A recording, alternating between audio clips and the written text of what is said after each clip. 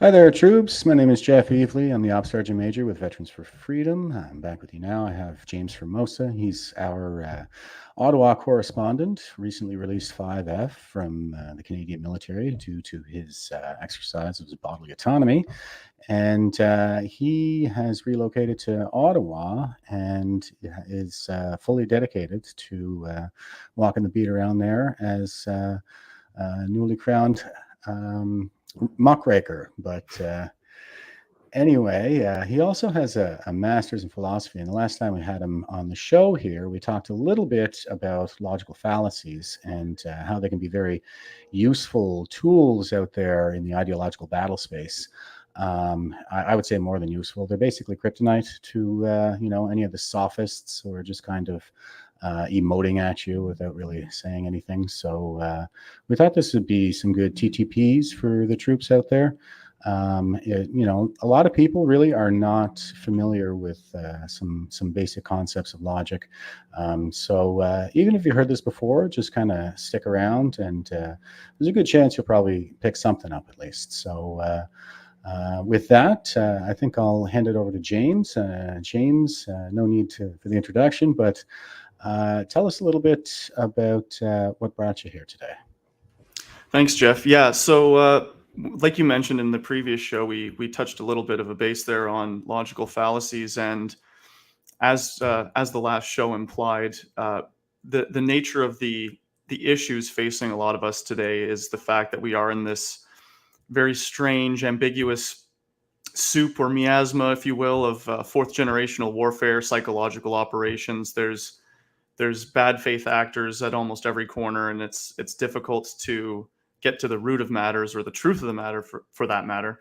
And the issue that many of us are faced with is the fact that oftentimes, especially engaging with things like the legacy media, or folks that have been very steeped or inundated in the legacy media and their level of rhetoric, let's say, they've fallen victim to a lot of very common logical fallacies, which I would argue are not any more commonly taught, especially in our current educational system. And we've gone into, like in the other episode, reasons why that might be the case, and why those in power may have a vested interest in keeping people as uninformed as possible about things like this. But Certainly. The principles themselves are not difficult for anybody to get a grasp of. I mean, as we're going to be showing through on one of these website resources here, like these, there's a bit of like cartoon graphics and stuff on there from like the old ancient Greek philosophers. But the implication there is that a lot of these common arguments or errors in people's logic have been identified for thousands of years at this point. Yet they're almost universal in the way that they're used across cultures and across time periods, as people try to, again, use, like you mentioned, sophistry and rhetoric to convince you of an argument that actually either has no logical basis, or there is an inherent level of deception there. So as we'll see in a couple examples we have here, a lot of legacy media articles, especially with respect to, let's say, the government's narrative control over important political and societal news stories, especially one being the truckers' convoy. There's a vested interest in the way that they frame their messages, the way that they frame their arguments, because of course it's trying to make us, the audience, conform to either a line of reasoning and argument, or a conception even of reality that they're trying to construct.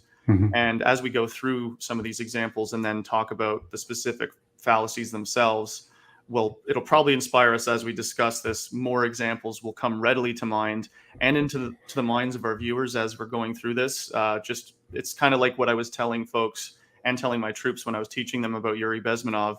As we go through these logical fallacies, just again, think personally in your own life, the arguments you've had with people, or if you've had to have a debate or discussion in public, perhaps with people who don't see eye to eye with you on a lot of the pressing issues of the day, we might say.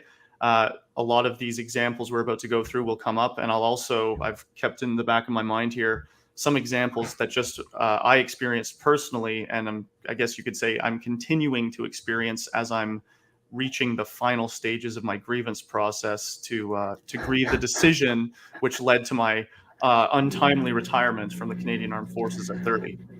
Yeah, and I'll say to any of the remaining serving troops out there at this moment that if you ever engage in a grievance process, just keep a little logical fallacy website, up next to you there, and you'll totally school these grievance analysts. You will. It's at the highest level, even.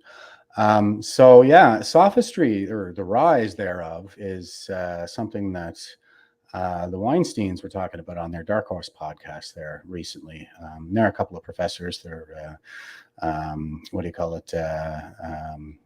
Evolutionary biologists. Yeah. So they're pretty sharp, and they've been tracking the issues, tracking all the right stuff through this pandemic. So it seems like it's maybe taken a while for us to get here, and that's something we discussed. The reasons as to why that might be is something we discussed quite a bit there with the Yuri Bezmenov section. Yeah, this sophistry, just to give a quick history, is kind of something that was practiced in Athens. And it's something like a counter-enlightenment movement, right? And I guess it's kind of like the default human condition, where it's basically like a con, where you're saying a lot of things that sound good, and they sound intellectual, but the thing is that they're not logically sound arguments. And we see even academics engaging in sophistry these days, be they conscious of it or not. So it does seem like we're kind of losing our way, especially with respect to logic. And I just want to touch on one other thing you said there, James. It's we don't teach kids logic. We don't learn that in school. I mean, it's like a university level course, and I don't see any reason as to why that should be. I think that like just basic reasoning, basic logic, this kind of thing. There's nothing that a middle schooler, I think, couldn't learn that we're going to be talking about here. But we'll wait and see. But but at least at a high school level, I think like just basic logic and how to engage in the dialectic is absolutely essential, really, for a functioning enlightened society. But yeah, we've kind of lost touch with that. So like you said, we'll take a look at a couple of examples here.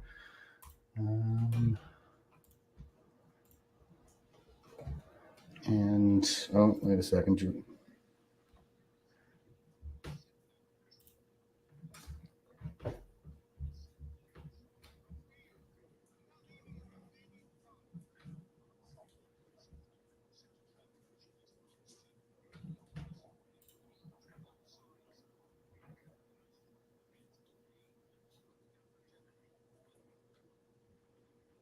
I think there's an issue with the audio.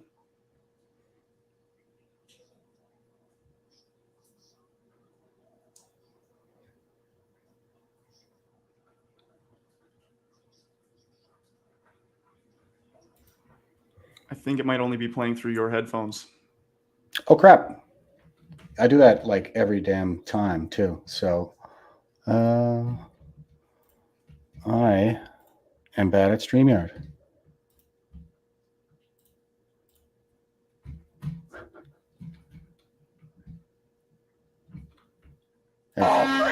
If there is a theme, it was set that first weekend. The veneer of a block party with a menacing edge. I'm staying.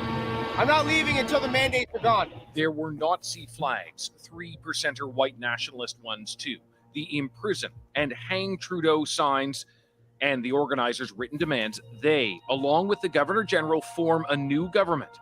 And of course, the horns. Thousands poured into the streets, some threatening a homeless shelter to get food, others digging in. As malls and stores shuttered, hate crimes complaints would skyrocket. On day 6, convoy organizers, an assortment of Western separatists and conspiracy theorists, say they aren't going anywhere until all COVID mandates are gone, a pushback against what they see as government overreach. Day 7, and they are dug in, building a soup kitchen in a nearby park as GoFundMe moves to cut off their fundraising. Switch sides and recognize what's going on. On day 10, Ottawa declares an emergency, pleading for extra officers that wouldn't arrive for another week. They carried out their first raid, seizing fuel from what was becoming a key and growing protest support base. It would make little difference. How dare you! Shame on you! On day 11, in Windsor, a smaller group would cause economic damage at the Ambassador Bridge. The Ottawa convoy would pull its demand that the federal government be replaced by an unelected movement. While protester numbers dwindled, key figures would emerge. People with police and military experience, bolstering their facilities, tents, wooden kitchens, soon hot tubs, games, and bouncy castles. By day 15, the start of the third weekend, Ontario declares a state of emergency. I call it a siege because that's what it is. And the protest, smaller on weekdays, surges to 5,000 people. Feeling abandoned by their police, some Ottawa residents take action themselves, blocking protest reinforcements as Ottawa's 911 is bombarded by fake calls from the U.S. Day 18, and RCMP at the Coots border crossing in Alberta raid a protest and seize an arsenal of weapons, charging 4 with conspiracy to kill Mounties. It is now clear that there are serious challenges to law enforcement's ability to effectively enforce the law. Soon after, the federal government invokes the Emergencies Act. Ottawa's police chief resigns as a surge of officers arrive. OPP, RCMP, and for what's believed to be the first time, Quebec officers. Final warnings now issued to protesters. Call my wife. On day 21, arrests in the no-go zone begin and continue through the evening. David Coleman, CBC News, Toronto. Friends would walk. Well, those are some pretty terrifying bouncy castles. What do you think, James? It's amazing that they got somebody who's trying to channel the movie trailer guy to talk about something so mundane and make it so serious. The siege was. I'm not phrasing exactly the way he said it, but something along the lines of they were dug in by week 1, and then the barbecues came. Oh no. Very frightening. And you'll notice, like we said, there's nothing really new under the sun when it comes to tricks of language or the way that you frame or describe something in order to, let's say, paint a picture for people. And of course, the imagery is even more effective when you add it with this overlay that they're doing. But you'll notice for a few things that jump to mind there for me that even show the way that, in a certain sense, of course, they're well practiced at this. They have, dare I say it, they've perfected the craft in doing this. So there is some more complex or complicated ways that they also try to push things past. Like, for instance, when this commentator said something to the effect of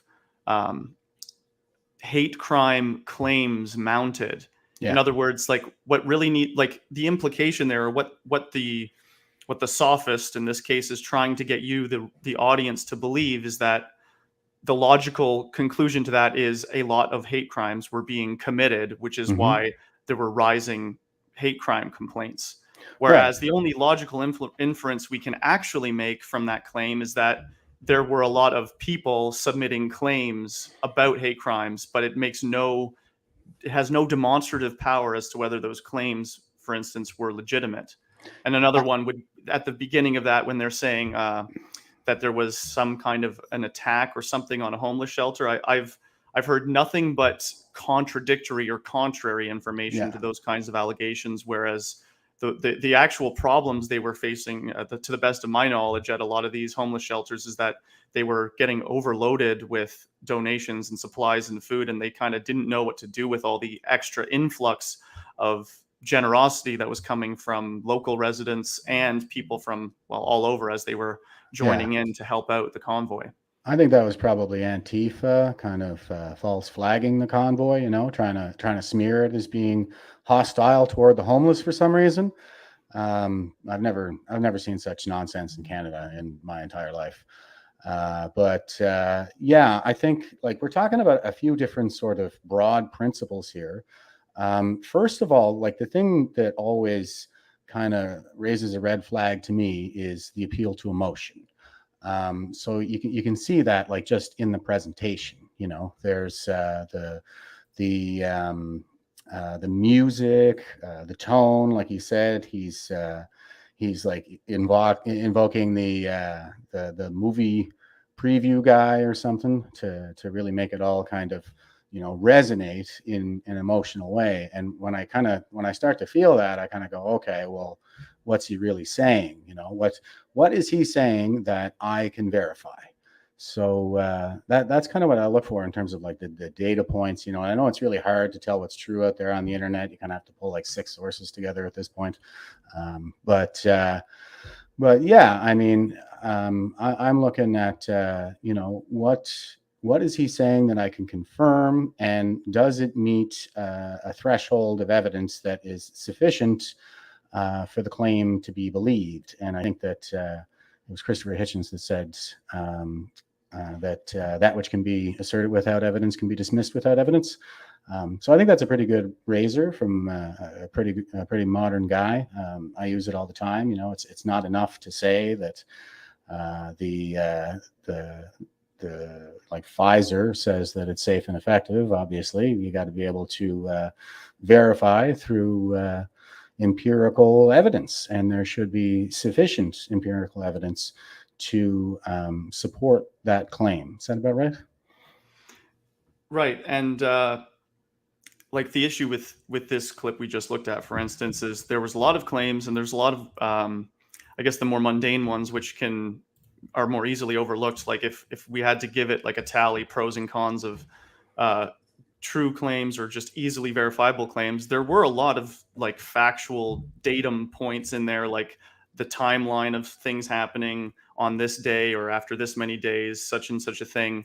But that real information, of course, was buried under a mountain of very open-ended or ambiguous conjecture.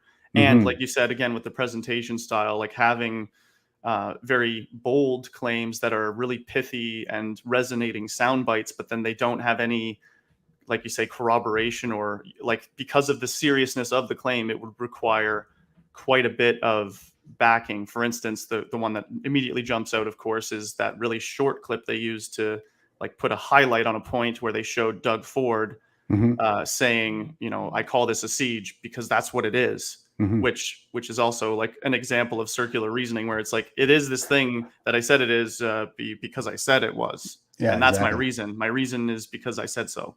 Yeah. And we'll get to that later, but that's a great example. Like you just said, you being figuratively all the troops, or anybody that has to ever deal in the future with some kind of grievance process, you will run circles around them when people in this position, and this is probably why they didn't want me to have any career advancement, because if I made it into some ethics committee, or I was up there, well, first of all, I wouldn't have to have my current integrity or principles, but also I would be a nightmare for all of you trying to file a grievance, because I wouldn't be susceptible to these sorts of things. But it looks like they just filled all those spots with people that will just do whatever they're told.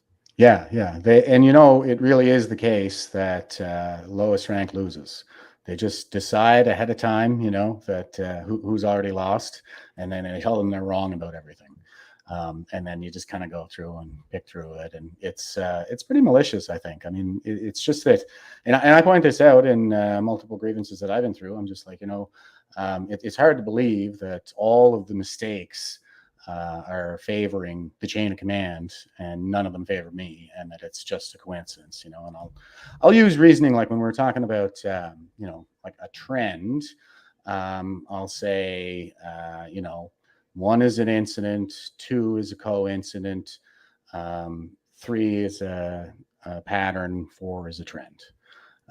So that's like a pretty good kind of working man's razor, I think, philosophical razor, that is.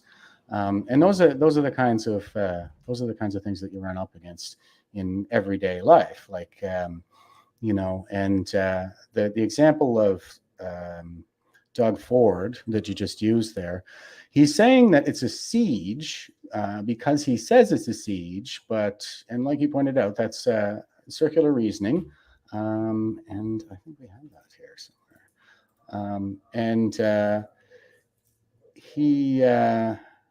But the thing is, he doesn't present any evidence for it being a siege. Like, this would be the first siege of the Parliament in the history of Canada. It seems like that's a pretty extraordinary claim. So where is the sufficient evidence? I mean, it should be there should be sort of equally extraordinary evidence to support such a claim, and that's what I think is, fundamentally lacking from everything we see in the propaganda right now, and that's kind of the mark of the propaganda, is that it's an appeal to an emotion, and it's sort of bereft of empirical evidence of anything that I can personally verify. Does that sound about right to you?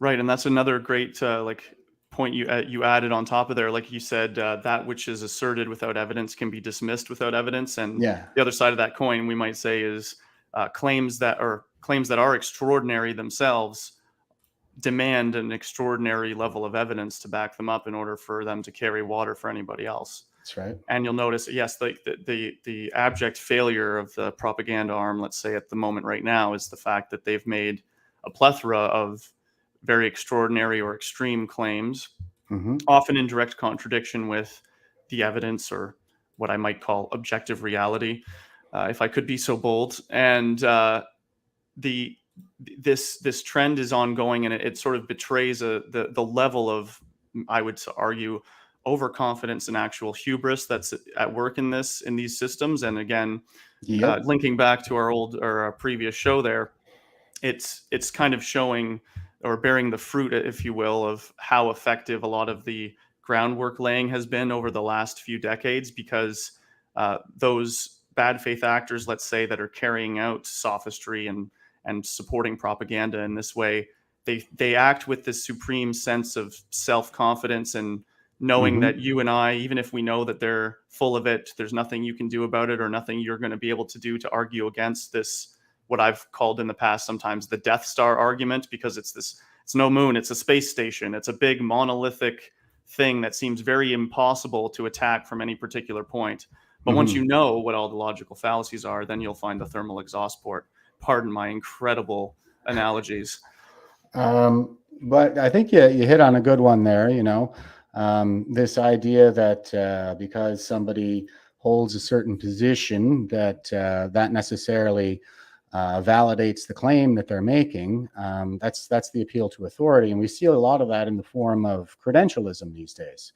Where people are saying, "Oh, I'm a scientist, therefore what I just said is true." That's not how it works, folks. Like credentials are more like a shortcut. They're sort of a mitigation strategy against duplication of effort. So you still need to do the work in order to build your argument. You have to have the supporting evidence. Your argument needs to be logical. It's basically just sufficient evidence plus logic yields reason. That's what, I mean, at least when I say, what is the reason that you believe that, or whatever. And oftentimes, as we've seen throughout this pandemic, we run into this appeal to authority. Oh, well, I'm a doctor. I'm a highly credentialed bureaucrat, a medically credentialed bureaucrat. Therefore, what I say is true. Now, what are some other common examples there that you see, something like that? Like an appeal to authority? Well, and what we're seeing here is, again, especially with a lot of, I would say, the cascade failure of incompetencies right now in the current Liberal cabinet and all the ministers and what have you. There are appeals to the members' various authorities. I have the authority and it's vested to me, and my fancy pants position means that I get to be the arbiter of truth and what's going to be good for Canadians. They love to pay lip service to this idea of being there for Canadians, whatever that's actually supposed to mean.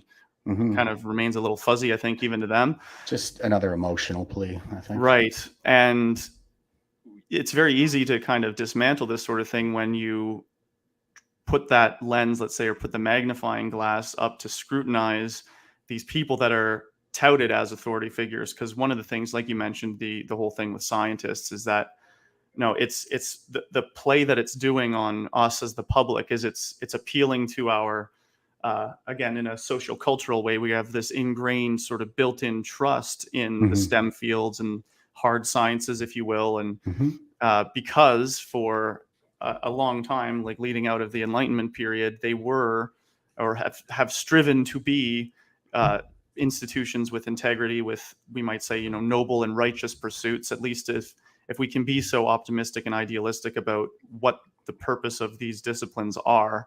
However, if we can also counterbalance that, especially in the current age, with the awareness and the knowledge that so many of our institutions, even the ones that we would have hoped and maybe prayed were not susceptible to this kind of internal corruption, if you will, but because it's all human institutions and we're all inherently fallible, and absolute power corrupts absolutely. As people sort of shift through the ladder, it's as we've seen in the corporate ladder of the Canadian Armed Forces, but also there's a similar kind of, you know, ladder in academia. Even if it's not a rank thing, it could be you know, the position of prestige in various colleges or being published in certain journals. And as we've noticed, especially in some disciplines where people, again, claim to be experts, you'll see that it's just a nice little knitting group, let's say, of a dozen people all writing and citing back and forth between each other in their nice little ivory tower echo chamber. But because they're the only people with PhDs in whatever,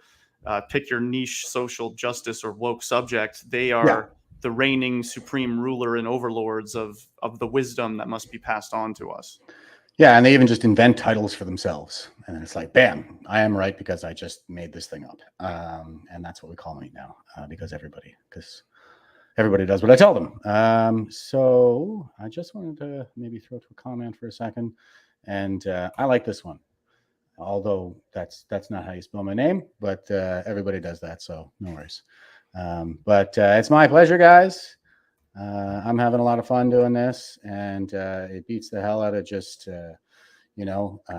pacing around my house with my watch going off to say good job on all the steps today, like ranting at an empty room. So here I am. It's a therapeutic benefit in it for me. And since I'm always ranting about the boomers, how about I just throw up to this one here, because I get this from folks, and I like to, I like to address my detractors and stuff like that too. I think it's an important exercise. It's just a dialectic to me, like somebody wants to call me out on something, even if it's a little bit smack talkish, I just kind of engage and say, well, I mean, like, how do you know that's true? So, or is that even true? That kind of thing. Well, it's Socratic. I always hit him with the Socratics first. Like Socrates basically just kind of, he was a crusty old war veteran who went out into the marketplace where all the purported experts were and walked around kind of going, how do you know that?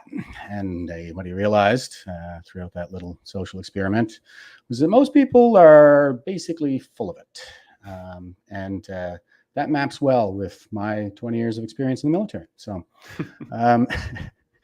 we have the composition division. You assume that one part of something has to be applied to all or other parts of it, or that the whole must apply to its parts. So one thing people are always kind of throwing at me is that I'm painting with too broad of a brush. I do take care to point out examples of, the good prophets in our stories. There's Obi-Wan Kenobi in history. There's what's his name, Abraham Lincoln, and in my own journey, my own fourth turning, I got Tom Quingen, who's actually hanging his hat at my place right now, and then there's Eddie Cornell. Eddie's kind of like the Obi-Wan Kenobi figure, and Tom is kind of the Wizard of Oz figure in my fourth turning. So yeah, I mean, I am kind of I'm making a category. And I'm speaking in general terms, but the whole exercise is not, it's not that only absolutes can exist. General terms are still useful, especially when it comes to discussing social trends and societal level problems. So that's a pretty common one there. And you find you run into that one a lot? Well, yeah, and like we have perfect examples borne out through this one, the composition and division fallacy, just through what we saw again with the legacy media messaging with regards to the convoy, because as everybody listening here knows, you have one person with one particular type of an offensive flag at an event with tens of thousands of people, And the immediate and heavily pushed suggestion by these legacy organizations, of course, is that, again, one person with one flag is indicative of all the other people in that crowd who have completely different views, and every individual, in fact, has diverse opinions. And a similar, or the opposite side to that as well, for when, let's say, certain where a whole, or what is perceived as the universal beliefs of a whole, is applied to individuals, also happens, just as a colloquial example for people in our culture, is something like, let's say, a religious denomination. People, if they're conversant, let's say, in like various denominations of Christianity, they'll say, well, if you are a Protestant or a Catholic or whatever the case may be, then there's some things about like your theology and the way you believe that people will just assume that that's like you believe in like the canon of Catholic theology, or a Protestant view, or Calvinist, whatever the case may be. Whereas even in those various different denominations, right, you might say, like, you have a Baptist church and they all believe in some importance and the nature of adult baptism. But even then, if it's like a congregation of a few hundred people, there's as many unique particular stances on that whole system as there are congregants in that one building, because of the complexity even of the beliefs that you're dealing with, and the fact that it's at that level nearly impossible to find two individuals that are exactly one-to-one in perfect agreement on absolutely everything that would be this overall, let's say, theological framework. Right. Yeah, and I've said in the past that there's probably as many denominations of Christianity as there are Christians. But I'll show you guys just, I don't think anybody's not aware, but just a quick reference here. This was the attempt by the media here to smear the trucker convoy. I believe this is one of Trudeau's minions. They had the guy who was actually taking the picture right now actually turned out to be his photographer. They got in his photographer's car on the whole shebang after this thing. And as you can see, it's a very well-produced flag. For some reason, they're going with the Dukes of Hazzard theme on this one. And that has been, like everything, turned into a symbol of white supremacy. Everything from like more than 10 years ago, apparently, is white supremacy. But this used to be on a TV show, man. I mean, like, it's a rebel flag. And the Dukes of Hazzard used to run from the cops in the General Lee, which was an old Dodge Charger that was all painted up like this. So anyway, they've kind of taken this as everything is white supremacy, and they're walking one of their boomers around in a ski mask here to try to paint the whole convoy as somehow radical right-wing extremist. But that's when you're painting with too broad of a brush. So if 4 is a trend, we have 1 so far. So that's an incident. Way to go, media. And you'll notice, of course, as well, for these particular cases like these, every time it seems without fail, and maybe this is only a coincidence, but it's, again, one that we're starting to establish a pattern with, that when there's this lone bad faith actor, let's say, they almost always have their identity obscured, and they're the only person in a crowd of thousands that has something covering their face, so that you can't tell who the person is or who else they may be affiliated with. Yeah. Okay, I think we're going to go to the next video here that you sent. And James, if you want me to stop it at any point while it's going there, just so you can chime in, just raise your hand or whatever. I'm watching you, so sure. And here we go.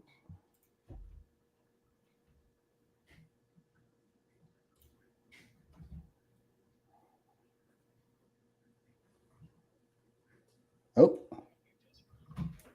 good. I'm a moron. All right.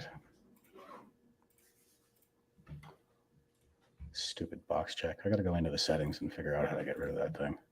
It's probably in there somewhere. Tracking the second day of protests happening right now in Parliament Hill. Canadians from across the country protesting vaccine mandates, rules, and regulations. Now, to that, we've just heard from the Ottawa Police, and they tell us that several criminal investigations are now underway. This is in relation to the desecration of the National War Memorial and the Terry Fox statue. They say they have reports of threatening, illegal, and intimidating behavior to police and city workers and other individuals.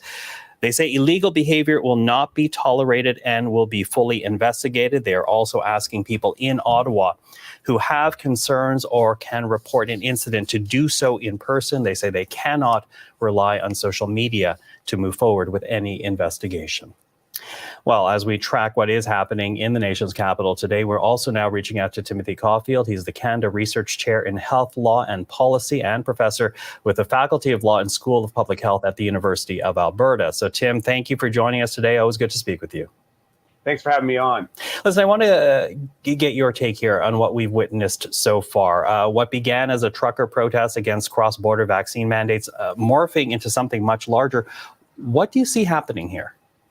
Well, first of all, I think it is a representation of the frustration that we're seeing out there. Look, everyone is frustrated with where we are right now with the pandemic, and obviously that's playing a role. Secondly, it really highlights the degree to which this has become about ideology, and sometimes far right ideology. And I think there's a pretty robust body of evidence to support that.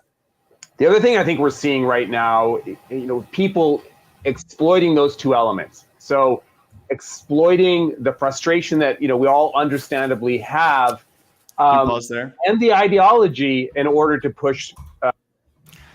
I just find it interesting as we're getting into it with, again, this is the expert that we've been provided. And actually, if anybody does a quick search, I think even his Wikipedia page will show where his funding is coming from. And so he's essentially being funded to the same tune as people like that legacy media organization he's a guest on. Mm-hmm. He's being paid by the same people to support the same ideological presumptions. And he noted that right there in the beginning that while he's making very broad general statements like people are frustrated, again, these are, in a certain sense, it's true. People are frustrated, but then he sort of equivocates on what the actual underlying reason for the lion's share of public mistrust or frustration is from. Like the way the catch-all phrase that's being used here by this expert, and I use that phrase very lightly, is the idea that everybody being, he's sort of broad strokes painting the whole of Canadian society this way, that they're frustrated with the pandemic. And he's phrasing it again, this is very medicalized. It's they're done with this threat to global public health, which may be the case for some people in terms of where they're at in their frustration. However, it mischaracterizes the what we understand to be the true underlying purpose and motivation for almost everybody that did show up in Ottawa for that time period, and that what they're actually frustrated and upset with is not the pandemic itself, but rather the government's policies and responses to the pandemic and how they've decided to use a natural phenomenon in the world for political gain and the amassing of tyrannical authoritarian state power. Roger that. Yeah, you use a really good word there that I thought I'd dive into for folks out there who might have missed it. Equivocation. So that's basically when they switch out the meaning of words, like they might use synonyms, So taxes are a true headache. Painkillers will make headache go away. Therefore, painkillers will make taxes go away. Clearly, when they're using the word headache in the context of the first example, they don't mean that literally. That's what you call it, a simile. No, it's a metaphor. But Yeah, so they're speaking metaphorically, they take it literally, and then they respond to the literal definition instead of the metaphorical definition, which was what was being used in the first place. So it's just really it's a pretty good, simple example, I think, of kind of what we're talking about there. And if I'm not mistaken, Drew's going to kick my ass for not using F11. What is it? Ambiguity. I think that's sort of somewhere in that category, is it? And the explanations like we're seeing in this video, and it will continue on in this similar vein. Same applies to the first one we looked at. That ambiguity is rife through all of this because the ability to sort of propagandize people thrives on keeping us sort of wading through this soupy, ambiguous ether, let's say, where there are no hard or concrete definitions, but there are signposts, which are usually, again, this inflammatory language or stuff that's designed to provoke an emotional response. And and in a certain sense, it's like your let's say your emotions of either distrust or anger would be well justified and well motivated if it was based on something that actually had a valid standard of evidence to back it up. But it's just people saying stuff. What was the one that you just hit on there? I'm just seeing if it comes up on this page somewhere. I think it's moving goalpost. Yes. The changing standards all the time. They set a standard, you meet the standard, and then they say, oh, wait a second, no, it's got to be this. So what the hell is the standard that we're trying to achieve to let us come out of our houses? That was the big question for a long time there, right?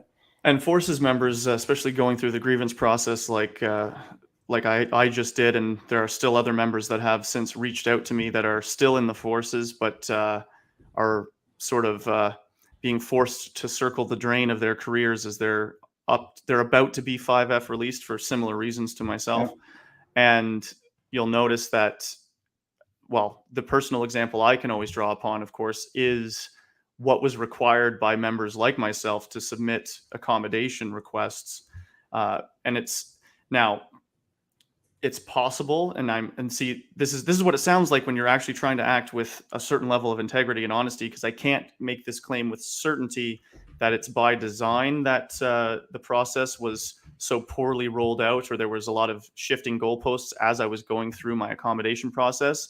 It could also be just as validly chalked up to the fact that everybody doing the process in the lower chains of command, yet still above my position, they were just as confused as we all were and didn't understand a lot of these unprecedented things that they were being forced from the top down to do via the Chief of Defense Staff policy. So in my case, it was like, okay, you want to meet myself or anybody else in my boat want to submit an accommodation request. Well, you can. First, they say, we want you to, if it's a religious accommodation request, for example, we want you to give in a letter from like the pastor at your home church to justify your beliefs, for instance. So people brought in things like that, and they said, oh, well, actually, what we really want is you to go on Monitor Mass, on the Army intranet, on the online computer system, and fill out the form that's already built in that we've now hurriedly reprogrammed into Monitor Mass with our tech guys. Put in your requests through there and submit something online. And then as people are on the back foot, uploading their letters or trying to figure something else out, putting it up on Monitor Mass, they come out a third time and say, actually, what we want is a legal affidavit to make you then have to go to, again, somebody in a position of authority over you in the chain of command to sign off on this legal document attesting that you really do believe the things you say you believe under penalty of perjury, which is another shocking revelation in itself for anybody to be watching, to think about that for a second. The implications underlying this idea that the armed forces at the highest level thought that they had the right not only to compel us to legalize or formalize spiritual or religious beliefs in the form of an affidavit and then have it signed off by a notary, or in this case, usually somebody that holds the rank of major or higher within your own chain of command, to say that they've put their sort of rubber stamp of approval on the sincerity of your beliefs. So the sincerity of one's beliefs is now beholden, let's say, to legalism and legal paperwork rather than, I don't know, an open-hearted assessment of an individual's character. But that's some crazy talk now. Yeah, I've heard some stories, of course, and I'm going to be nebulous on the details on purpose, just to try not to out anybody. But I've heard these responses from some of these CEOs, and I'm like, oh my God, this is really terrible. It's again, it's the emotive kind of argument. I'm not feeling it. It's not that you've made a well-reasoned argument, or you've stated a good case, or that the Padre backs you up. It's nothing that can be sort of verified, or anything that you might look for in the way of supporting evidence for somebody's convictions. I mean, how much can you really expect? The arbitrarity of it all, I think, is sort of it's demonstrative of just how totalitarian it is at its core.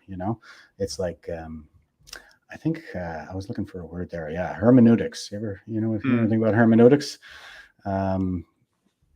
there's nothing to know.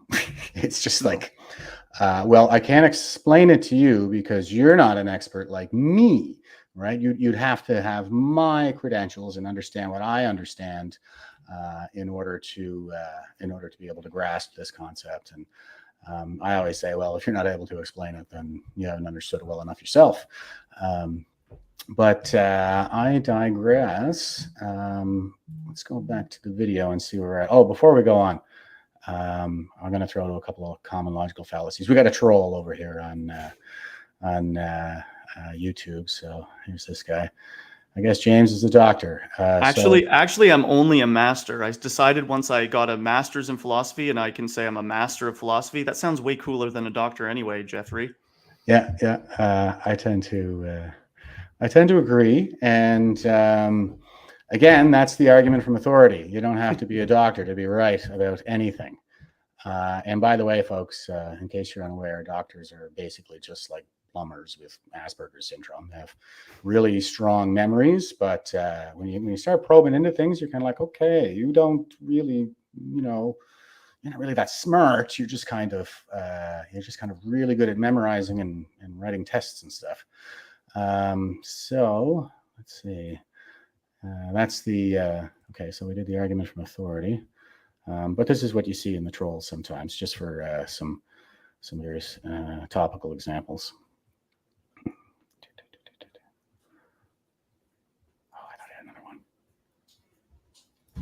Nah, never mind.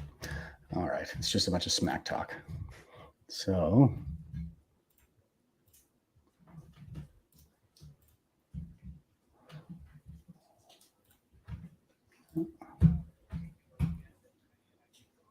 now the audio.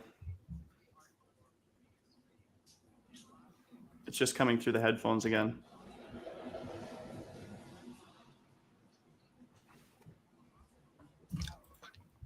Kidding me evilly.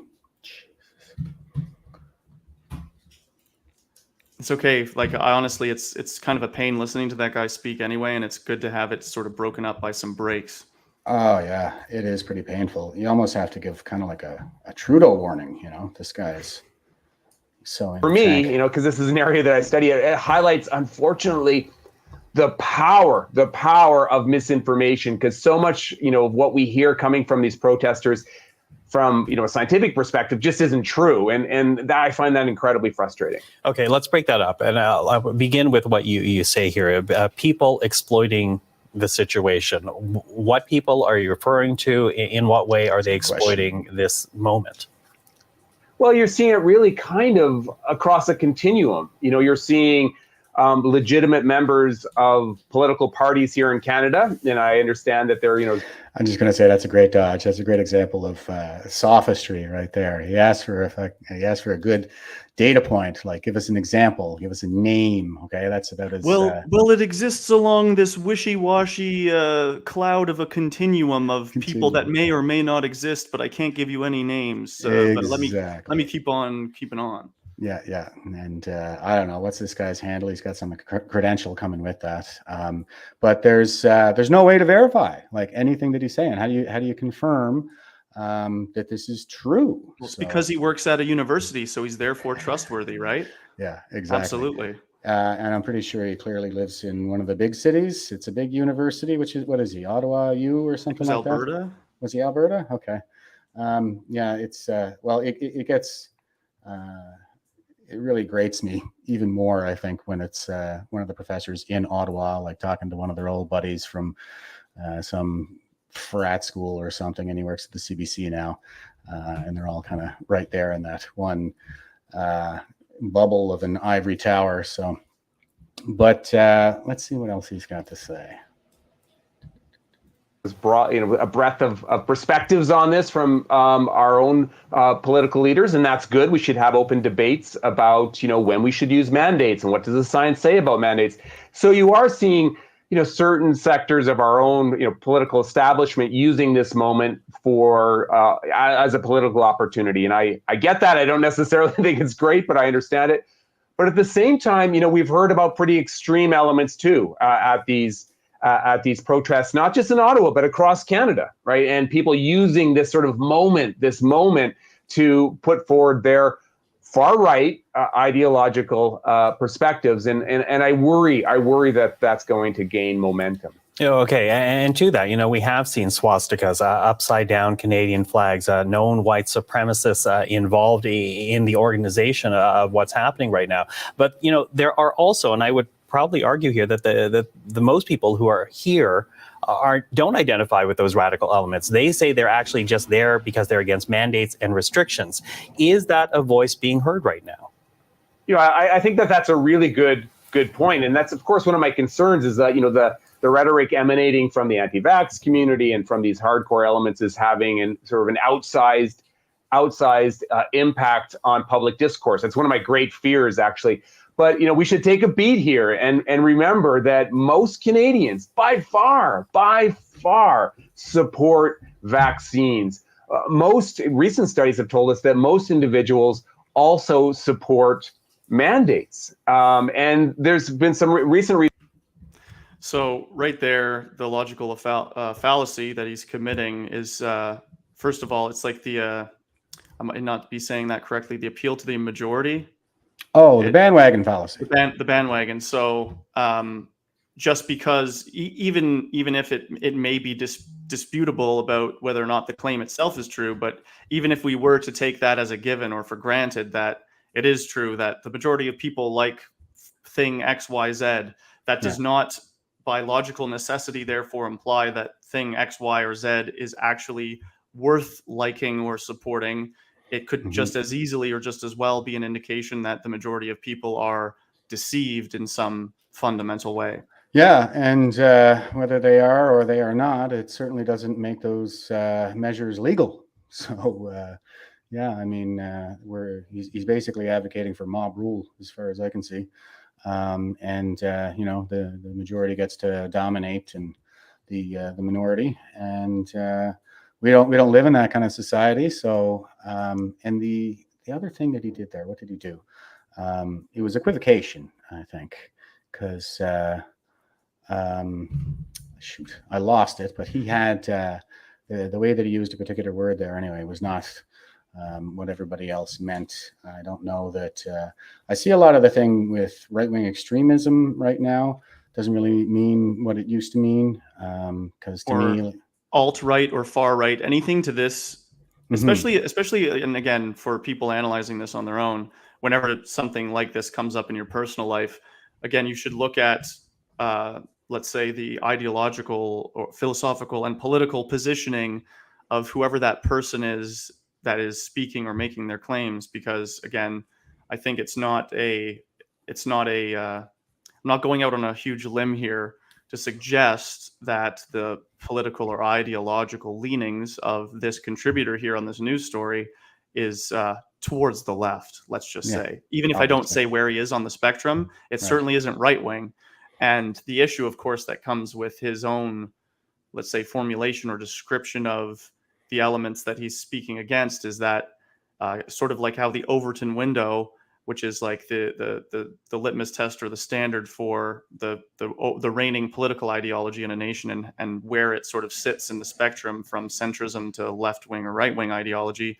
Well, our Overton window has shifted as an entire nation, and many nations around the world are suffering the same effect right now. But it's gone so far left that a lot of principles that very comfortably in the past for decades and decades would have existed in the realm of, let's say, actually like classical liberalism, to the minds of some of these people, classical liberal principles, like the things that, for instance, would prevent, or there's a vested interest in classical liberalism to not fall prey to some of these, let's say, dangerous pitfalls of democracy. Like, we don't want to have a tyranny of the majority or mobocracy or mob rule, but even caring about that, because it runs contrary to some extreme left-wing plans, they'll repackage and recharacterize that point of view as a extreme right, far right, whatever kind of, buzzword they need to put on it, because of how far they've shifted on the spectrum.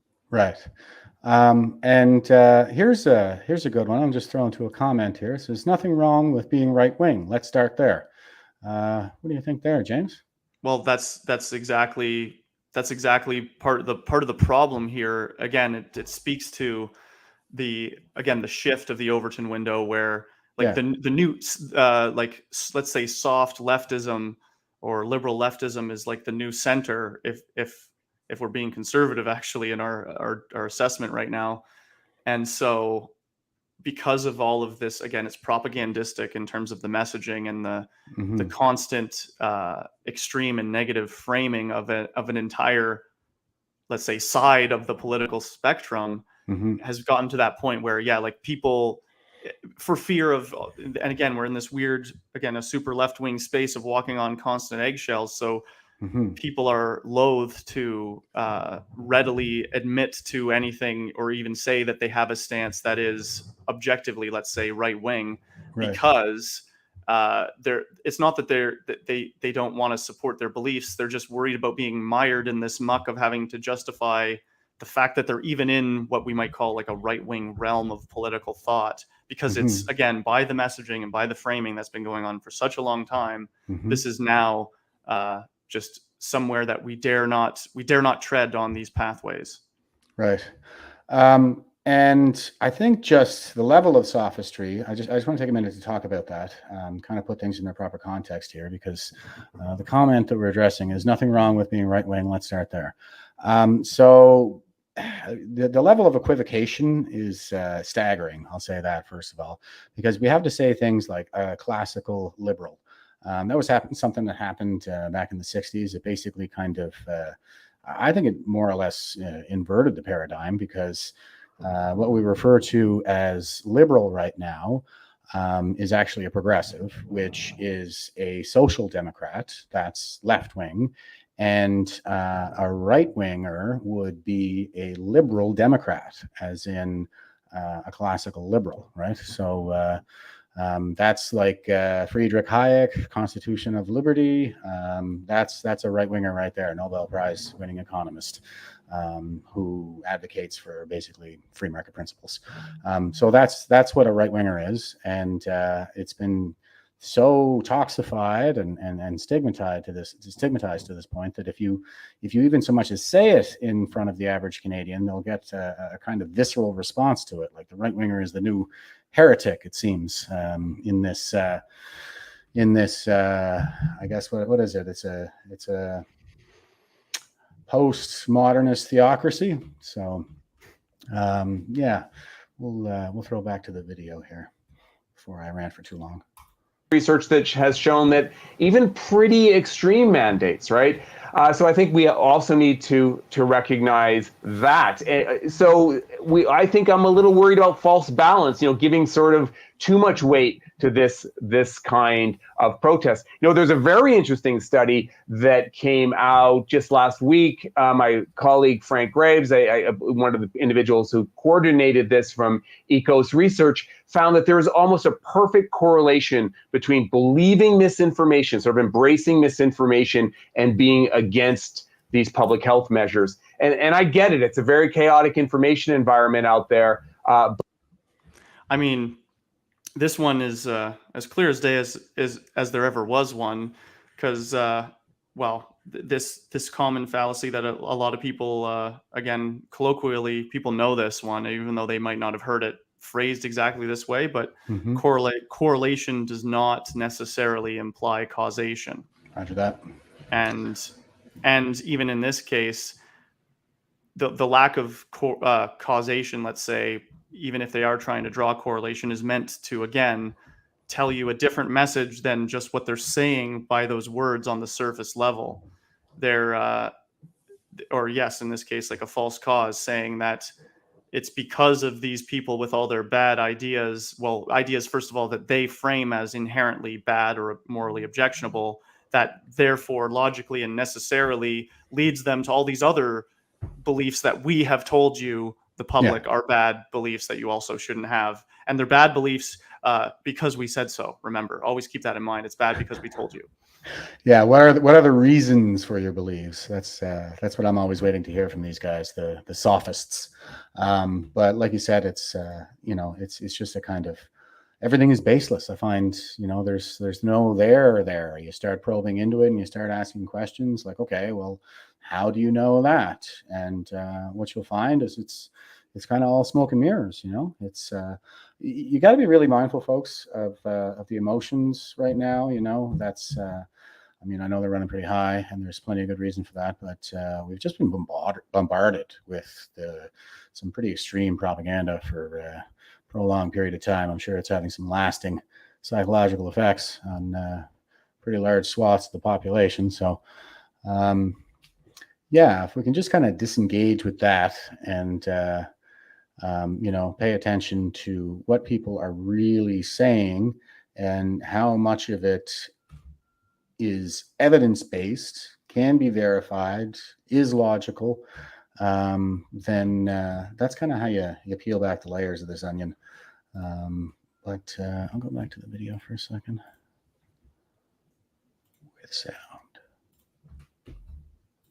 But I think that highlights how challenging our communication challenge really is. Well, let's pick up there, because you mentioned the communication challenge. You worry about misinformation. Talk about this protest. Does it signal a glaring problem in how officials have been communicating around this pandemic? I think it does. I think that there is, again, good news, right, in the fact that, we went from a situation where we had, almost 50% hesitancy in Canada, or a degree of hesitancy, to a situation now where, those who are hardcore deniers or hesitant now are pretty small, depending on what jurisdiction you are in Canada, somewhere around 10 to 15%. So that's a good news story.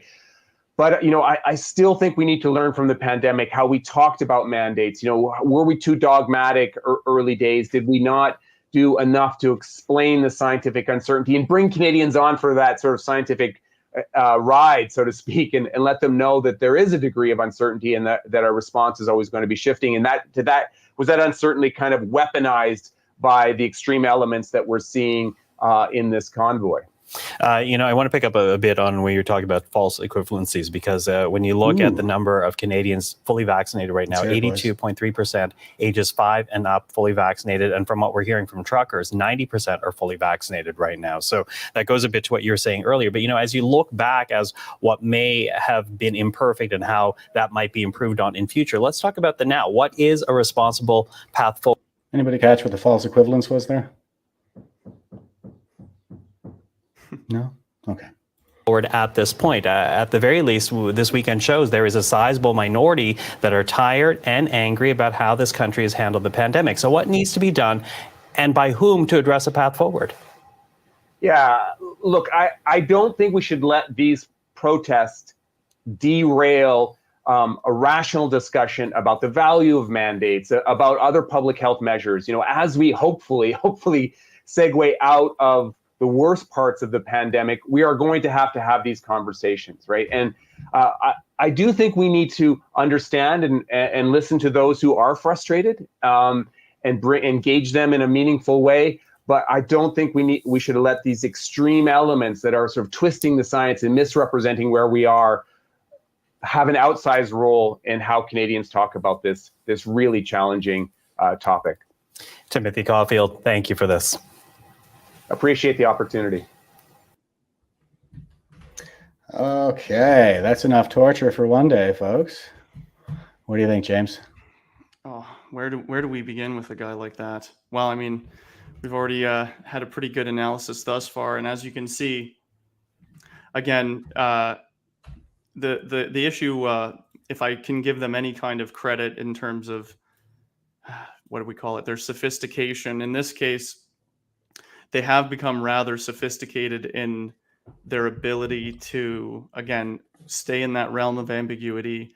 And also, I think this contributor on that story, for instance, his chief skill here is in reframing and using, let's say, like the sophistry and the tricks of language to frame in the minds of the audience a certain worldview and conception that does not necessarily track very well with reality. So in the case here, of course, the way that the message is being delivered to us as the audience is that the only reason for certain views that have been actually positively championed, let's say, by many people that attended the convoy or supported that as a social and political movement, it's being framed that those that there's a very small group of ne'er-do-wells, kind of the people with unacceptable views, as Trudeau called them, who are capitalizing or using the better nature of people to get them to follow their nefarious evil plans, which again sounds like some classic projection, if I may be so bold as to suggest it. Whereas what's being missed out on here in their analysis, of course, it's because there are certain things that I think are much more easily arguable or demonstrable, let's say, but they just simply do not want their carefully curated legacy media conversation to ever dip their toes in those sorts of waters. Like, for instance, the fact, again, that, it sort of speaks contrary to their point when they're trying to talk about, let's say, the percentages of the population who either did or did not make a certain choice for their personal health. That does not necessarily actually imply where people stood in terms of their own motivations and their beliefs in that protest, because there were people, again, statistically speaking, it's almost going to be a guarantee if so many people were for a certain choice, or they did choose to receive a certain procedure, let's say, they were there right with everybody else supporting the convoy. And whether or not, or wherever you stood in terms of that decision that you should have been making by yourself, well, with informed consent, of course. It's as a hallmark of what should be our personal individual liberty and freedom in this country.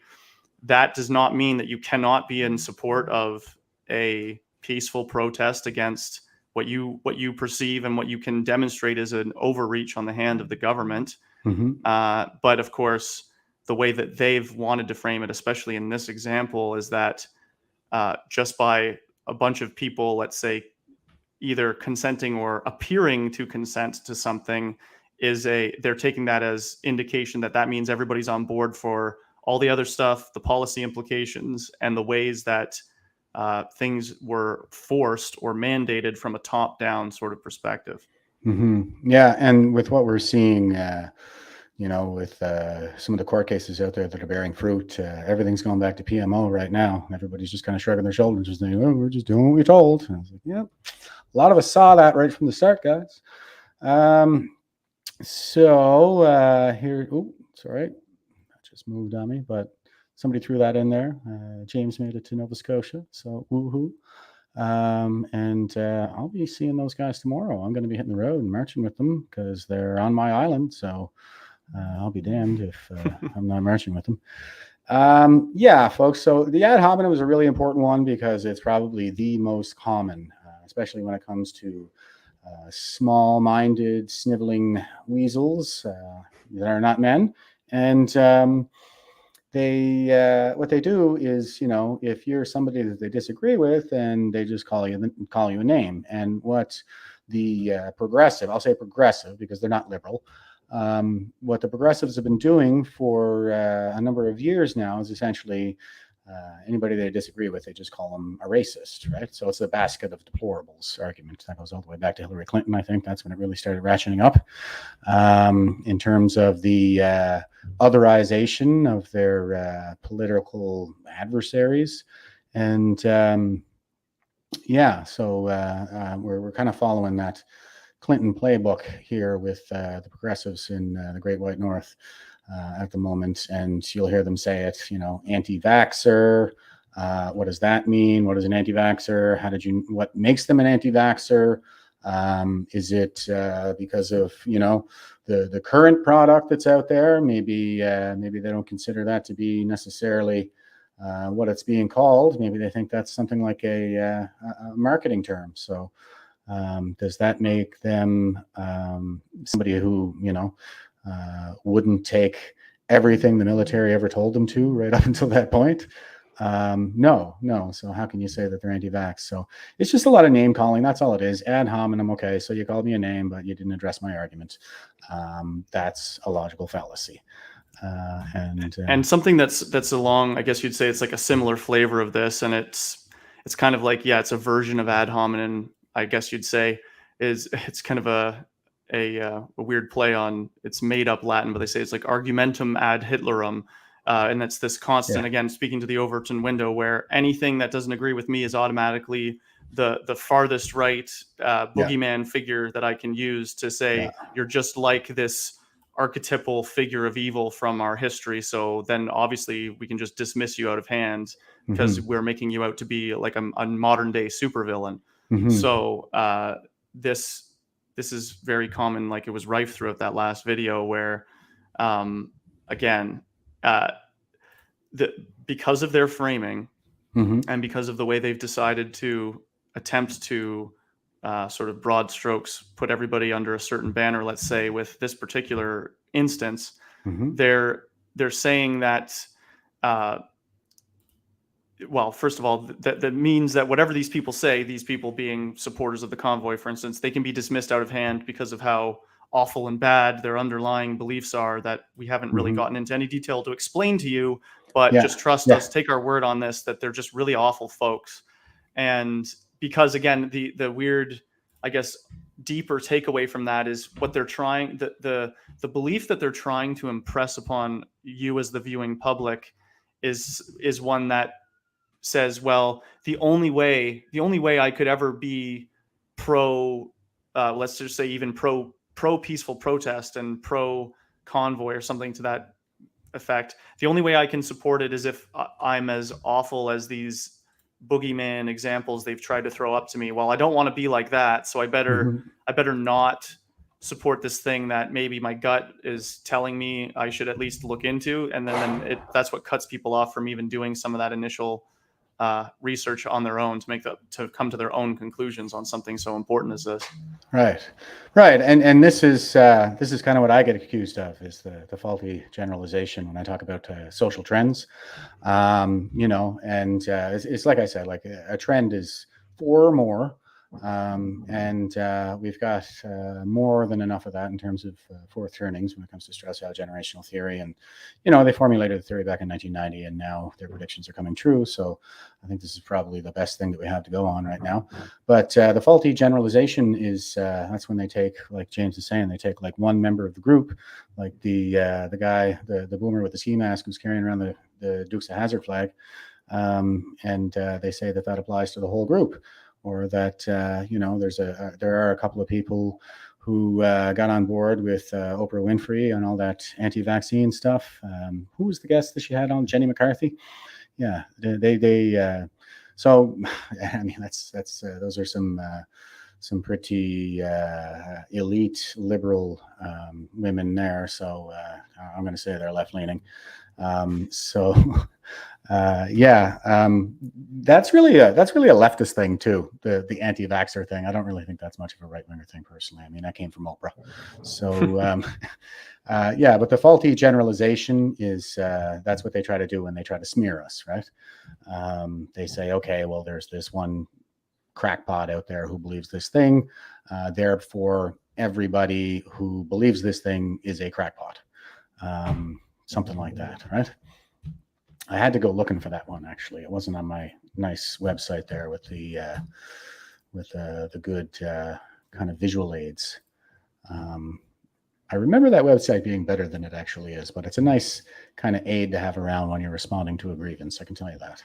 Yeah, even if you just need it as a quick reference guide to orient yourselves, or if you're seeing one, like again, this as advice to folks that would be in that position, because I'm sure lots are on the go right now and more to follow very soon. Yeah, you can use that as like your guiding posts, and then if you're seeing one more specifically or egregiously coming up in your own grievance process, then use that as the table of contents, and then you can go deeper into the weeds. Even a source like Wikipedia is fine in terms of getting like a more formalized framework, and then giving you additional sources as well to fill up in your reference columns there on your grievance, so that you can throw it right back at them and see how they either do attempt to reply to you, or if you hear more crickets, like has been my experience personally. Yeah. You know what? I started on the wrong one here, but I thought I'd just kind of click through them for a second here. The fallacy. I do this one a lot. You presume that because a claim has been poorly argued or a fallacy that has been made, that the claim itself must be wrong. Yeah, kind of. But this one is good. And personal incredulity. The Chikokwe. You avoided having to engage with the criticism by turning it back on the accuser. You answered criticism with a criticism, when they say, so, it's basically accusing somebody of personal hypocrisy. Like they could be personally hypocritical, and at the same time, they could be making a true statement. Is that about right? Or if we really wanted to like boil it down, sometimes it's like the Latin version of "no, you." Actually, like. Yeah. And I don't have to address anything you said because you're just as bad as me, but I also haven't really then defended myself at all. I'm just kind of saying we're both junk, and none of us should really have any position of telling anybody what to do. Yeah. That's a good one that we see a lot. And I just hit a guy on Twitter this morning with a Wikipedia reference. I do that a lot. I find that that's a pretty effective, comment warriormanship. So what was the fallacy I threw at him? Because he was saying, he said something like, have you considered something? And I was like, I have actually. Have you considered basic logic? Here you go. There's the fallacy you made. So Tekokwe is a good one. The Texas sharpshooter. That's like cherry picking the evidence. A good example that we see all the time, again, in our legacy media organizations, in this case will be, they'll say, well, the majority of Canadians believe X, Y, Z, whatever they think, whatever the case may be. But then if you as an independent audience member or viewer of this content, if you went into their article and you look up, okay, where did they do this study? What was the sample size? So you find out, oh, they did a poll on the internet in a, let's say, for instance, just for example, a majority liberal riding in terms of the population. And in their answer of, again, if you look at the questions even they asked, you can see whether those questions involve some of these fallacies or they're loaded or attempts to lead people to a certain conclusion. And then after doing all of that stuff, then we saw 80 to 90% of people agree with our carefully curated and prepackaged poll. And then they say that, again, it could be a sample set. Maybe it's only like 200 people on some Facebook poll, let's say. That's a pretty egregious one in terms of its lack of rigor, let's say. But they go as low as that, like a really small sample size. And then they'll say, well, we should take this as indicative of the vast majority of Canadian society obviously agrees with what we're trying to tell you and feed you. And you should just go along with it as well. Yeah, it's peer pressure. I mean, if there's peer pressure involved, then, it must be true. You judge something as either good or bad on the basis of where it comes from or from whom it came. I'm not really familiar with that one very much, but it does kind of sound like it's kind of an offshoot of ad hominem, something like that. So, like it says, it's similar to an ad hominem fallacy because it leverages existing negative perceptions to make someone's argument look bad without presenting a case as to why the argument itself lacks merit. Right. It's shooting the messenger. Right. Yeah. False cause, we covered that one. That's the correlation doesn't prove causation. Correlation may imply causation, but you still need, that only gets you as far as hypothesis. You still need corroborating evidence, right? Yeah, it implicates, but it does not necessitate. Exactly. That's probably the best that I've ever heard it stated. So personal incredulity. So you lack the imagination to conceive of, therefore it cannot be. This is one that I've experienced quite frequently in my personal life, as I think many viewers will also agree and attest to this fact with, I don't need to give real concrete examples here. The placeholder X, Y, and Z works fine when it comes to discussing, let's say, with your neighbors, family members, close personal friends, when you're talking about any of the big political moves and changes in our world over the last couple of years. When you're, let's say, trying to raise certain red flags for people, or say, hey, here's a concern of mine or an issue, and this is the evidence I have as to why I think we all ought to be more scrutinous of, whatever the case may be. The answer that people will commonly say they get is, well, if you really boiled it down, and some people are even honest. I actually I credit some of them for this, where they actually have admitted even to me that they just say, well, I can't believe that things are as bad as you're suggesting they might be. And even if I were to try to, even like as a thought experiment, put myself in your shoes, it's too much for me to handle. So I'm not going to do it. I'm not willing to take upon myself the internal psychological burden that would be required to fully internalize and incorporate the idea that there could potentially be vested diabolical interests, let's say, by various bad faith actors at very high levels of leadership and power across not only our systems of governance, but across the world, that seek to actually, let's just say they're not looking after our own best interests. Right. I find that people, they sort of disengage with an idea when it provokes a negative emotional response in them. If you're trying to get them to come to terms with something like the current situation, chances are, they won't believe it. A lot of people, I find, just won't believe it because it's not positive. It's like they're hopelessly optimistic, just because, and I advocate for a lot of cynicism especially in a situation like this. You need to be asking, like, where are the conflicts of interest? What's actually motivating people? Where are the relationships, and so on and so forth. It's not a very comforting exercise in which to engage. And I find that a lot of so-called optimists just kind of gloss over the nitty-gritty details in order to spare themselves the emotional discomfort of coming to terms with the truth. But the truth is often harsh, and so I've often found that the harsher a truth is, the more likely it is to be true. But I digress. Let me see. Texas sharpshooter, that's cherry picking the evidence. We did that one already. What was it? I think I wanted to say something else about the previous one. Oh, now it's losing a spot. Okay. Great website, Evely. Well, I have to say, that they've got a bit of a weird way that they've programmed the scrolling through of these, so it doesn't really match up logically. No, it doesn't. They're just kind of thrown in there randomly. I know some jiu-jitsu instructors who are really bad for that too. I'll wear the blame for that one. It's my website, but it's a good place to start. If you want to get out there in the comment wars and stuff like that, you should keep something like this handy, and do your deeper dives on Wikipedia, like James said, and you'll learn a lot. misrepresenting somebody's arguments to make it easier to attack. That's the straw man logical fallacy.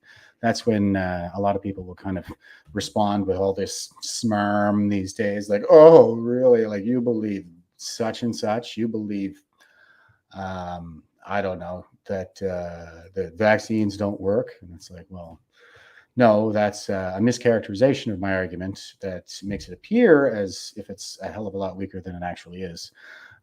So that's a very common one as well. You think any examples there, James? Oh, absolutely. And Yeah.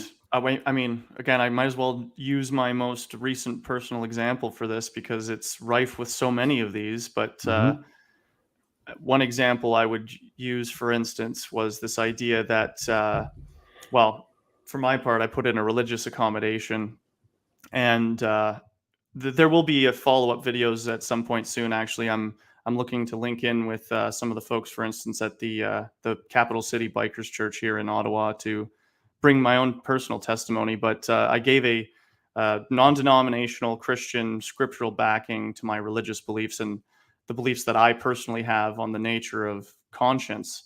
And the straw man argument that was endlessly provided back at me by all the levels of both the accommodation and my grievance process, grieving their denial of my accommodation request, always characterized my beliefs as one of, well, they said essentially, well, here, Captain Formosa, you've only provided us a mere argument from conscience, not an argument from religious belief, when the only thing that I provided them was a theological breakdown or overview of what my religious beliefs actually are and how it's entirely based in like an authoritative holy book, let's say, for instance. Sure. And so because they don't want to deal with that content itself or the fact that I've been pretty obvious, I would argue, with my sincerity. I mean, as I live and breathe, and as we do this, everything I continue to do is, in a sense, a living testament to how serious I am about the things I say I believe. If they wanted that kind of proof, well, here you have it, folks. Mm-hmm. But instead of actually attacking that argument itself or my conceptions of it as I provided to them, they just dodged, or to their minds, they conveniently skirted around it by saying, well, you're not arguing this from this book. You're just arguing this other thing that we just made up that actually doesn't track at all with what you've said. Yeah. It's kind of like saying that they knocked the stuffing out of George W. Bush when really they meant an effigy of him. That's what a straw man kind of is. You know, it's they're not actually taking on a real man. They've just created a straw man of that individual to beat up on, something like that. Appeal to nature, the naturalistic fallacy. Because it is natural, it is therefore good. Something like that. We do see a lot of this stuff. James, you want to chime in? Right. Like, I mean, this can happen, and there's lots of ways to clearly show that there are examples that show that there isn't some sort of inherent goodness, let's say, to nature, for instance. So now you might argue, for instance, that, well, one good example here is like a lack of like consensual activity with regards to reproduction is not inherently good, especially in human society, because that implies things like sexual assault and rape and you name it. Okay. However, the animal kingdom or the rest of nature does not live according to our values and ideals and conceptions that we all may have, hopefully have, with regards to some sort of objective moral framework to the universe. Right. And so just because, animals don't ask for consent does not mean that it would be a good thing all of a sudden for us to not ask consent of people when engaging in those activities. Yeah. So there's a very obvious one. Well, yeah, I mean, rape is like, as in forced copulation, is a natural phenomenon in the animal kingdom. But I don't think that anybody would argue that rape is a good thing. Right. Yeah. Kind of like, I don't know, snake venom or tsunamis. Right. Yeah. Like tsunamis occur naturally, but they certainly don't seem that good for the folks living on the beach. Yeah, exactly. Or near a volcano, for that matter. Let's see. Black or white. You presented two alternative states as the only possibilities when, in fact, more possibilities exist. I think I know this one best as a false dichotomy. How about you? Right. Like you could say, well, either you are totally in complete loving adherence and lockstep with everything that the government says, Hmm. or you're one of these ne'er-do-well basket of deplorables who have unacceptable views, and we got to think about, do we really tolerate these people in society anymore? Yeah. And there is no room for a middle ground. There's no, well, especially in some of these bad faith actors cases, they do not want to permit any ground for an ideological space where people might be able or allowed to navigate between various systems of belief, because that's actually the only way that people end up learning anything, growing and maturing and developing in their intellectual or their philosophical lives, let's say. They have to be given a certain measure, or I would argue like a universal measure of free reign to traverse all of these intellectual landscapes, if you will.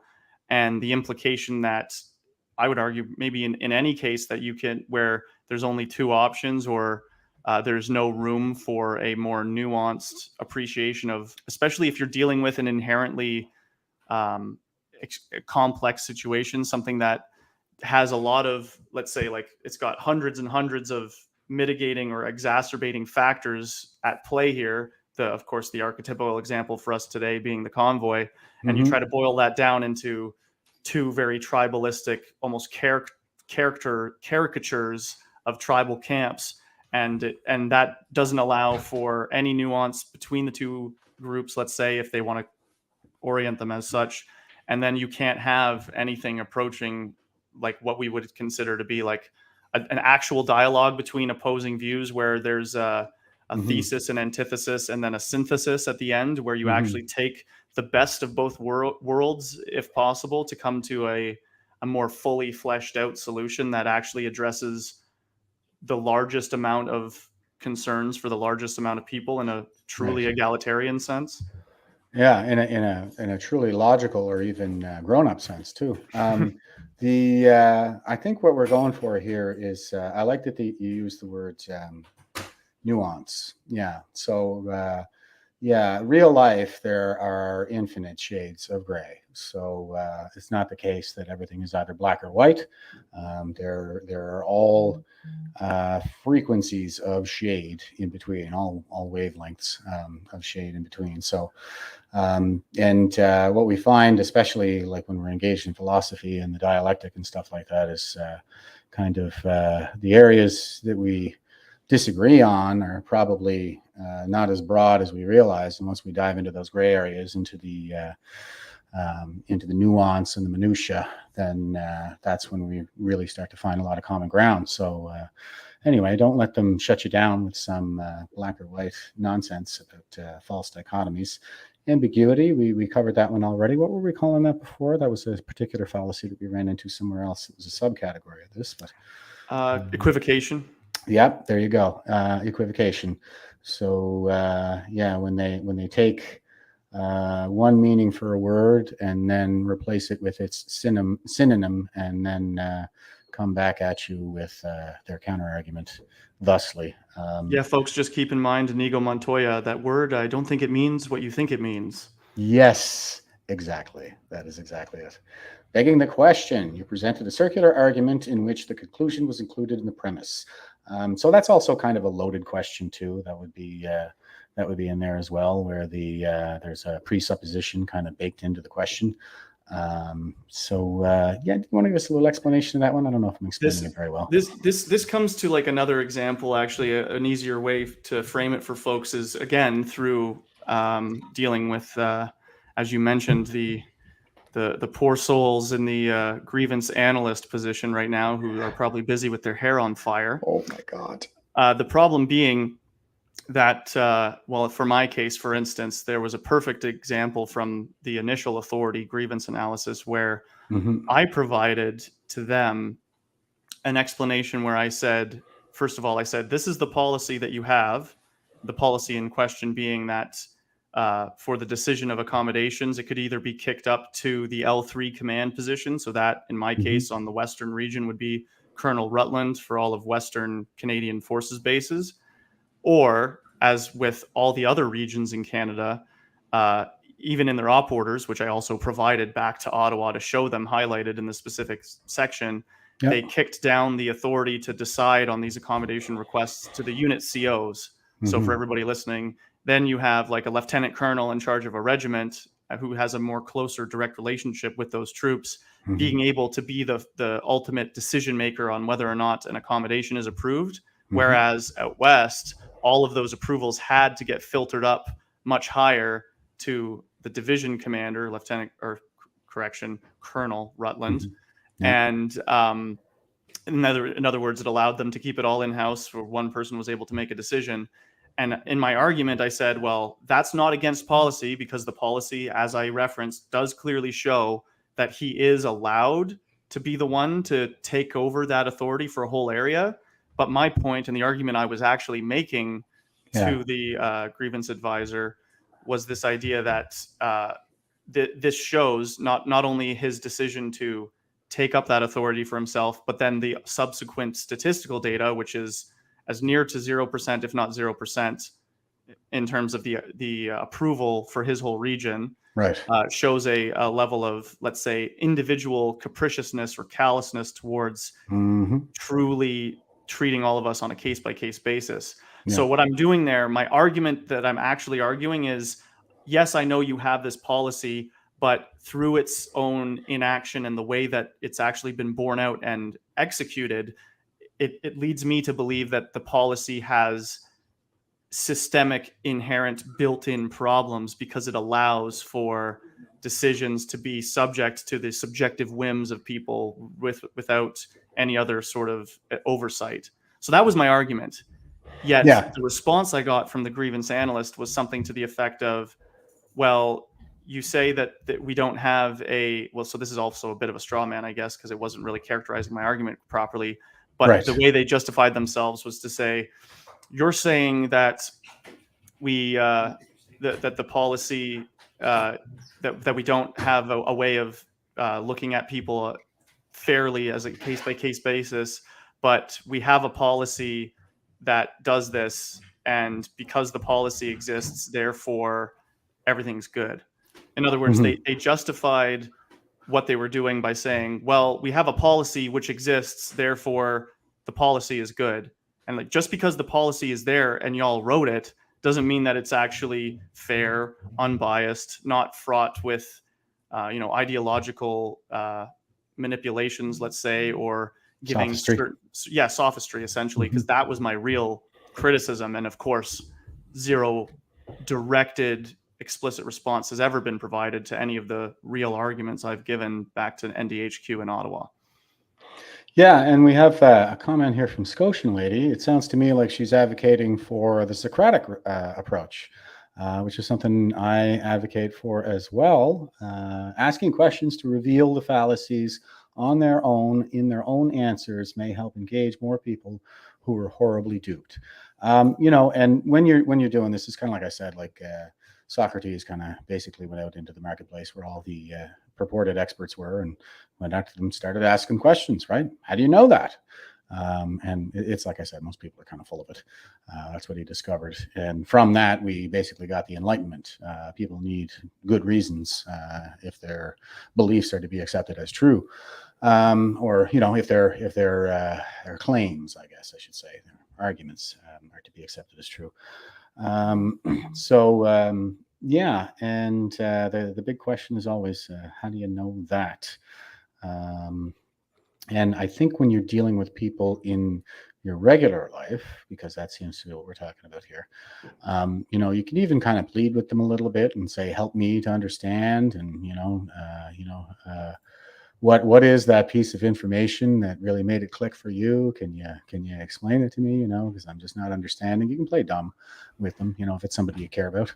Until you start to get a kind of reputation like Socrates there, where they see you coming from a mile off, it is very disarming for people. Yeah. And I wouldn't even say it should be seen that way in a more cynical light, as like a tactic to get to people. I mean, certainly, of course, it's efficacious that way, but also you can with sincerity approach people and say, like, with no word of a lie, I am trying to understand you and understand where you're coming from, and I want to know you better and to know why you believe the things that you believe, because Like, again, the disarming nature of this for a lot of people as well, again, in our, let's say, demoralized and atomized society, is they've been in a very big way conditioned to feel like they don't matter, like their thoughts and personal beliefs and opinions and positions aren't important, but for, let's say, their allegiance to some overarching figurehead, if you will, who they now parrot or call upon.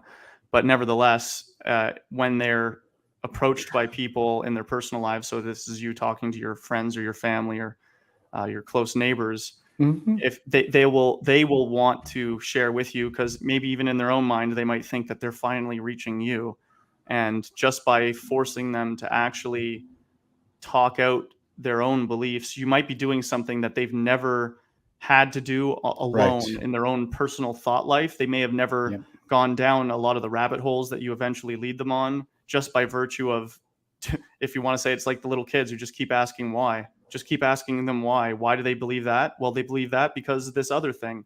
Well, what's the foundation for that belief? And eventually, with enough of these pointed why questions, you'll get to the, what I'd say, the philosophical bedrock, or the underlying axiomatic values and logical principles that undergird their worldview entirely. And they might even find out, by virtue of you forcing them to go all the way down to these roots, that they actually don't have any roots to begin with. No, and that there's just layers and layers of this kind of a mess on top of each other with no underlying justification. And that's how minds are changed. I was engaged with this troll on Twitter there earlier. I think Lou was getting attacked, so I came in to give her a little backup. I gave him the kind of, how do you know that? Because he was talking about all this, blood sacrifice and Facebook stuff. And I was like, okay, well, show me how you know that. Like, come on, put on your big boy pants. Show me how you know this stuff. Go ahead, educate me. Of course, they just kind of keep coming back with the smack talk and the smack talk. And that's what you'll find, is that the way I like to hit them, like in a situation like that, if you're looking for some harder tactics, is I'm kind of looking at them doing the Socratic thing, and I'm like, is it because the TV told you to think that? is that what makes it true? Because you saw it on TV. I've had even PhDs, friends of mine, get caught in that trap, where they're in the argument from authority, right? Because Fauci said it, it must be science. That's the science argument from authority, I think. This one here is no true Scotsman. Yeah, when they say the science, they just mean the TV. You made what could be called an appeal to purity as a way to dismiss relevant criticisms or flaws in your argument. That's the that wasn't real communism, or that's not true socialism. That's that one, right? So I think honestly, that's the best. Like, it's so great that we have that as an endless example to always refer back to, especially in the current age we find ourselves in. Like, how many more hundreds of millions of people need to die under a certain political ideology before people stop willingly supporting it, or saying, well, maybe if we just try it one more time, we'll get it right this time.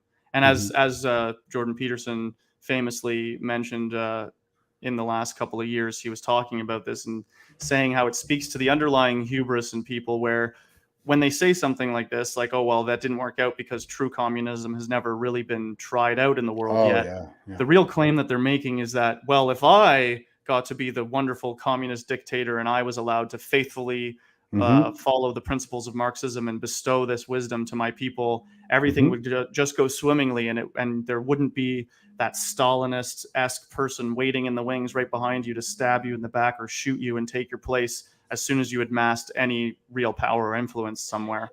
Yeah, it really does kind of betray that deep hubris, and like you said, what they're really saying in what's really being implied is, I am the one who is pure. It is my heart that is devoid of darkness. And if I were the one who had all that absolute power that corrupts everyone else absolutely, then we would have utopia.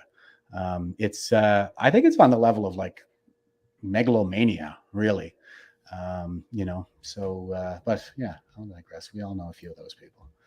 The gambler's fallacy. You said that runs occur to statistically independent phenomena such as roulette wheel spins. The last 10 were red, so the next one's going to be black. Nope, it's a new roll of the dice every single time. It's a fresh roll. So I think we might be. Oh, now we're doing the repeat. Okay, so and they're not even in order, but I think that pretty much covers all the really common stuff that we usually run into. A lot of ad hominem out there. There's a lot of appeal to emotion. Even some folks on our side out there are running around saying things like, oh, the children this and the people suffering that. And, I have plenty of time to empathize with those who are suffering, and they're the ones that we're trying to help. But at the same time, we're not going to save them all. So we need, in order to remain logical, you can't be emotional and logical at the same time. And you kind of have to come at things sort of clinically in that way and accept some certain hard truths if there's any hope of us ever being able to think rationally about this. But with that, I think I'll throw that over to James to kind of take us home with the final word here. And go ahead, James. Thanks, Jeff. So thanks, everybody, for watching this today and taking part. And if you want, you can certainly keep this as a handy reference to some of these main things, and do look out for these websites for the list of common logical fallacies. As we've mentioned here many times, in our personal lives and through our own processes while being members of the Canadian Armed Forces, we witnessed these common mistakes or sometimes purposeful tricks of rhetoric or sophistry being used against us in our careers. But certainly this is not something that only falls prey to, let's say, our former institution. It's something that, as we've shown, runs clearly through the legacy media, through a lot of our the machinations of government and politics in this country and around the world. And it behooves all of us to put these kind of intellectual tools in our toolbox and to have them have a working familiarity, at least at a surface level, with a lot of these most common ones, because of how frequently you will all find to encounter them in your day-to-day lives. And having this kind of equipment on hand will essentially give you the kryptonite that you need to navigate these difficult intellectual and philosophical spaces with ease and a level of command over this form of argumentation that will leave your competitors in the dust. Absolutely. Reason beats sophistry every time. And if you just even a half a dozen of these different logical fallacies, and I really mean, like, when I'm in the boardroom at NDHQ and I hear somebody coming out with it, I'll say, here's one we didn't cover. I'll say, what is the Latin term? It's, I forget now. But anyway, it's beside the point. It's a lot of times people will kind of, you're talking about a certain issue and they'll come in and they'll say something that's like, related, and but at the same time, like, you have two true claims, but what they're saying doesn't necessarily address the argument that you're putting forth. Ignoratio elenchi, is that right? I can't say with certainty right now. Okay, it's Latin anyway, so I'll try to bone up on my Latin next time. So with that, thanks for joining us, everybody. James, it was a great discussion as usual. So I was really happy to have you back on here. It looks like we managed to crank out, coming up on 2 hours now, 1:47. So and that went by like nothing. I think we could probably cover another hour on this without too much effort. Quite frankly, there's just so much to get into, and it's so valuable. So.